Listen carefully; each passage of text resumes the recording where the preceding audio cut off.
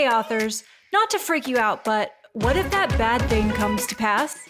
Could you be okay anyway? I'm Claire Taylor, and I'm going to prove to you that no matter what happens, you can continue to be a writer.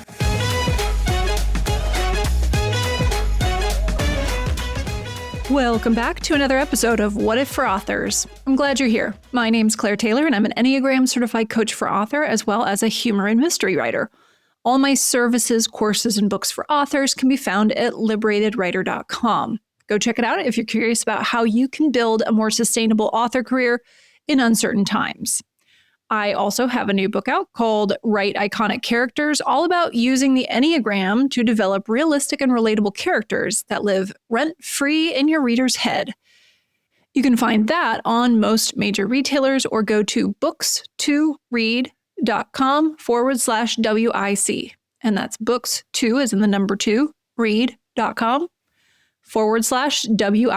for Write Iconic Characters. All right, I thought we might be due for a craft-related episode. And it's not like writing isn't without its own storytelling-related anxieties, right? Maybe you jump into the first act and the story is writing itself, then you hit the messy middle and you sort of throw some things in there that maybe feel right or maybe they don't, but you think they should be there. And slowly the dread grows in your stomach because you don't know how it's all going to come together for a satisfying ending. Or maybe you had a really awesome ending in mind, but the story has gone off the rails and you're not sure how to steer it back toward that ending.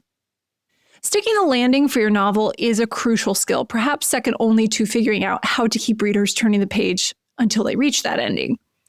Resolution is something we don't often get in our real lives, and so being able to deliver it to the readers makes you a bit of a deity.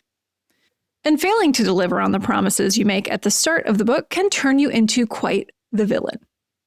So let's talk about it. Ready for some storytelling troubleshooting? Let's ask and answer the question, what if I'm stuck on the ending? I actually offer a self-paced course called Iconic 5-Star Endings, which you can buy on liberatedwriter.com for way more in-depth steps than what I'll be able to cover today. But I'll try to give you something to work with in the next half hour or so. There are 4 places I usually poke around when an author comes to me needing help sorting out the end of their story. So here are those 4 places. 1, do you know what motivates your protagonist? 2, do you know what motivates your antagonist? 3, do you know what central theme you're exploring? 4, are you attending to each of the 3 layers of conflict? If you don't know what's motivating your protagonist, and I mean that on a deep core fear level, then it's going to be really difficult to know where they can land in a satisfying way when it comes to their character arc. This is where the Enneagram comes in. I have a whole episode on What If I Don't Know My Protagonist that you can listen to if you're struggling with this part of the process. You can pause this episode and go listen to that one. But essentially, do you know what their Enneagram type is? If not, you won't know what their core fear is and how to trigger it. You also won't know what kind of brave they're being asked to be. What fear are they avoiding? What are they being called to do that asks them to push through that particular fear? How are they poorly solving the actual problem they're facing? It's possible to intuit what kind of brave they need to be, and authors do it all the time. But sometimes your intuition isn't firing on all cylinders, or maybe your logical brain is fighting with it, and that can bring the whole writing process to a grinding halt. Or maybe what your character is being asked to do to resolve the conflict scares the shit out of you to even think about, and so you're avoiding putting them through it. The waters can get muddy here when we rely on intuition every time. So troubleshooting using the Enneagram is a nice fallback for authors to have. So do you know the protagonist's type? If not, figure it out. And I say figure it out because if you're already well into your draft, you're probably writing them as a particular type or 2 without even realizing it.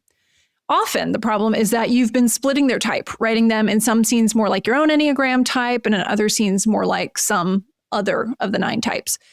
So you may lack some clarity on who they are, but picking a type and making minimal changes if possible to align the character more with that type can really clear the runway for your protagonist. This alone might be enough to help you see what ending fits for the story. Now let's look at the antagonist.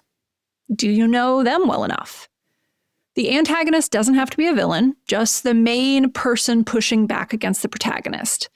In the case of like 95% of the stories I consult on, the antagonist is a person or specific character. I know there are different options like man versus nature and man versus self, but even in those cases, it can help our brain to imagine the antagonist as a person. So let's set those other options on the shelf for now and just focus on man versus man. And of course, gender neutral. The job of your antagonist is to antagonize your protagonist. The most potent place for that to happen is your protagonist's core fear. Sometimes the antagonist is villainous, but sometimes, as in the case of a two-person romance, the antagonist is the romantic partner. And in dark romance, the antagonist is often both the romantic partner and a villain. To know how your antagonist will needle your protagonist, you need to know who they are. You can't understand the dynamic between the two characters until you understand the two characters. Again, I'll bring this back to Enneagram because it's endlessly useful when it comes to character dynamics. Let's look at, say, an enemies to lovers romance. So your protagonist is a female 5, the investigator. Maybe a brilliant scientist who's struggling for respect at her new research job. What antagonist would really needle her? Here's who you probably don't want to pick for this scenario. Her manager, who's a 9, the peacemaker.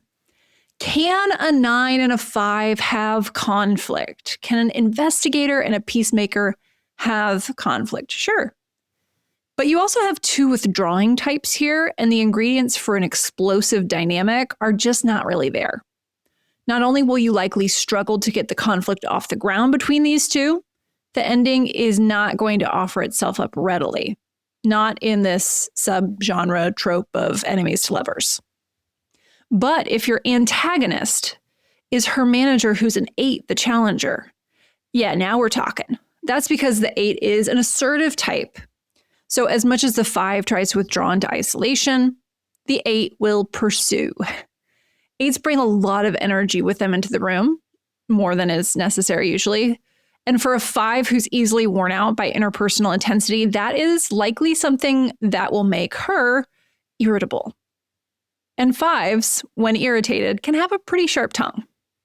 So the 5 wants to think before acting, and the 8 wants to act before thinking. And the power dynamic between the two, manager and employee, is perfect for some immediate dislike.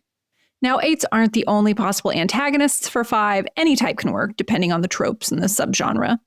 But you do need to know what type of conflict you're brewing. Is it subtle? Is it explosive? Knowing your antagonist along with your protagonist will give you some clues on this. If you know your protagonist's type and your antagonist's type, then you're well on your way to answering the third troubleshooting question I usually offer. Do you know what central theme you're exploring? Each core fear creates a particular attentional flow or an attentional pull towards something.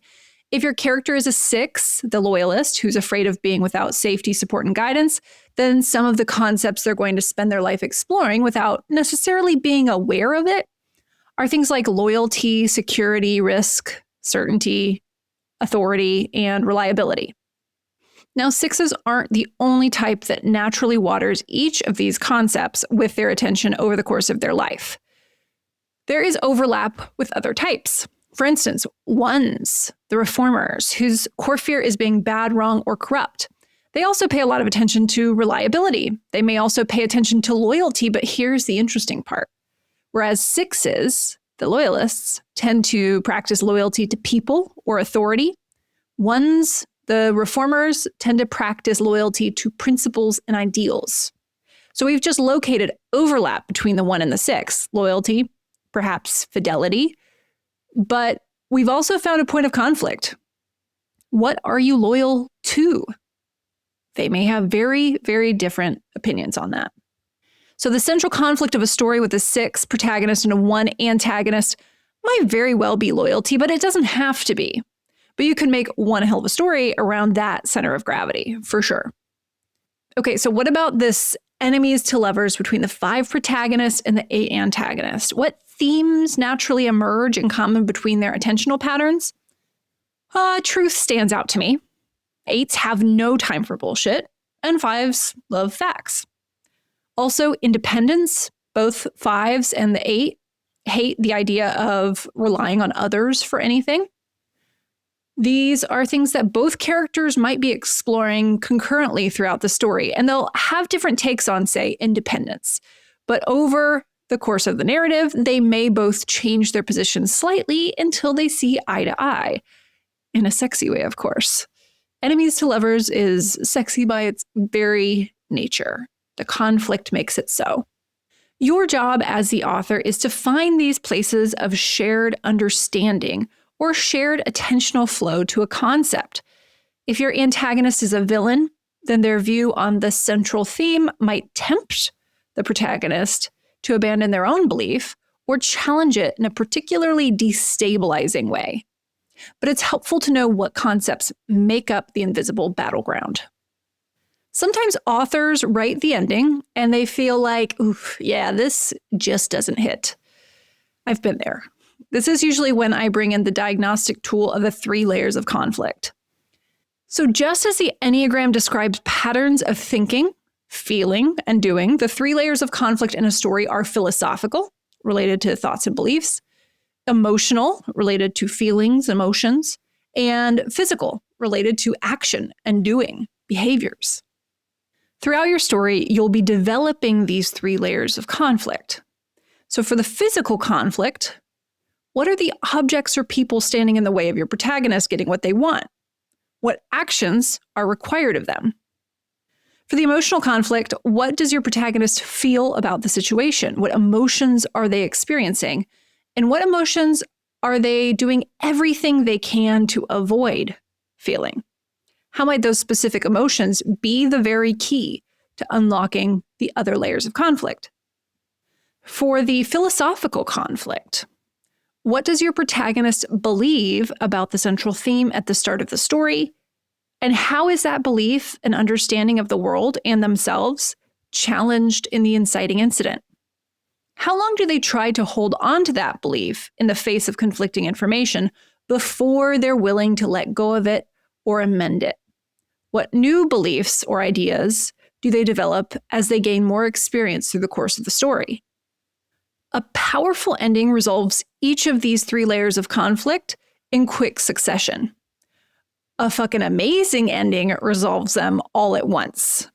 So that would look like we see the protagonist take an action that shows both their emotional state and their adjusted belief about the theme. I'll sometimes call this their verdict. For instance, let's say the book's theme is justice. At the start, your protagonist believes justice is something she has the power to dole out. So maybe this is a revenge plot. I love a good revenge plot. So over the course of the story, she starts to doubt whether justice is something that can ever be gained through, say, violence. Now, she's not sold on that new hypothesis yet, but maybe a mentor comes along and plants the seed that continues to grow. Maybe she's up against an antagonist who also believes that justice is something an individual has a right to dole out through violence. In this case, we have a bit of a mirror here with our protagonist and antagonist, which can be super fun. The protagonist, of course, never really stops to consider that the very belief of the antagonist that ruined her life is the one she's carrying around in her pursuit of justice, or rather vengeance. Okay, so let's flash forward to the ending. That's a very vague setup, but let's flash forward to the ending, okay? The protagonist has the villainous antagonist at gunpoint. Okay, so she's got him right where she wants him. All that's left to do is pull the trigger and get the justice she's been after. Now, how do we show all 3 layers of conflict being resolved at once? We do it, as authors, through describing the action. Here's how it might look. Our protagonist pauses, keeping the gun aimed on the target of her revenge. She reads this fucker his rights, laying out all her grievances against him, telling him all the pain she's endured since he murdered her husband. The rage comes through loud and clear. All the pain she's been holding in her heart spills out through her words. And we think she's finally about to get her revenge. Then she lowers the gun. Philosophical resolution alert, y'all. If she still believed that killing him was within her right to justice, she wouldn't lower the gun. Something has changed. You, the author, have planted the clues to what has changed leading up to this point. So when the scales tip in an unexpected direction, readers can easily go back and figure out what actually changed without you giving a long, explicit description of it. So maybe she's crying by the end of her confrontation, and we haven't seen her cry even once since her husband was murdered, right? Emotional resolution alert right there. And then just this little treat for all of us. The villain scrambles to their feet, insults the protagonist for being weak, and sprints off, only to be hit by a garbage truck and killed. Not only do we deserve a little bit of that in our daily life sometimes, but it also hints toward a more divine justice at work, which plays back into the theme, and which may be what this author wanted to nod toward, that justice is something left for the larger forces, not an individual. Also, getting hit by a dump truck is just a fun way for a villain to go. If you're struggling to make the ending hit like a dump truck, often the issue is that you're resolving the 3 layers of conflict too far apart from one another. So identify where that resolution is happening for each of the 3 and see if you can make it all show up in the same scene, if not the same moment. So don't let your protagonist pass a verdict on their new philosophical belief until the very last moment where a choice is possible. And for the love of all things that are good in this world, please make sure that the conflict, all 3 levels of it, are being resolved by a decision your protagonist makes. An active choice in this case will always produce a more satisfying ending than things just working out for them or them being saved. This goes for tragedies too. Have their tragic end be the result of their decision, not just general misfortune. If you want to dive deeper into this framework, I have 2 resources for you to dig in on. The first is the Iconic 5-Star Endings course available at liberatedwriter.com/courses, plural courses. The second is my book, Write Iconic Relationships. So I have a Kickstarter coming up for this one. And what you can do is you can go to Kickstarter and search Write Iconic Relationships. Then please hit the notify me on launch button. Depending on when you listen to this episode, the Kickstarter might be in progress or it might be completed. Once it's completed, the book will eventually be available to buy on major retailers, but it'll be available to buy to Kickstarter backers first, and there will be extra treats, as is the nature of a Kickstarter. So this book will walk you through relationship dynamics between each pairing of the Enneagram so you can understand how characters connect and trigger one another. This will help you pick fantastic characters for the story you want to tell. So I'll be looking at not just romances, but friendships, enemies, and yes, also lovers. You don't want to miss this one. Anyways, those are the 2 resources to check out, the Iconic 5-Star Endings course and the Write Iconic Relationships Kickstarter. So if you're wondering, what if I'm stuck on the ending? Don't worry, there are ways to troubleshoot. Walk yourself through the 4 questions of, do I know what motivates my protagonist? Do I know what motivates my antagonist? Do I know what central theme they're exploring? Am I attending to each of the 3 layers of conflict? Somewhere in there, you'll likely find the mechanism that's jumped the rails, and you can start getting it back on track. And if you need one-on-one help, which is okay to not only need, but to want, you can schedule a story alignment with me. Go to liberatedwriter.com and you can find story alignment calls there. I can quickly walk you through this troubleshooting and use my expertise and, frankly, my distance from the manuscript to get that 10,000-foot view needed to help spot what pieces aren't clicking and help you align the story. Yes, we can usually do that in just an hour. So that's it for this episode of What If for Authors. Thanks for listening. And if you want to hear from me more than once a month, come join me on Substack at The Liberated Writer. I offer up an in-depth post every week or two on topics like author life, industry conversations, and yes, storytelling and craft. So that's all for today. I hope you'll join me for the next episode. Happy writing!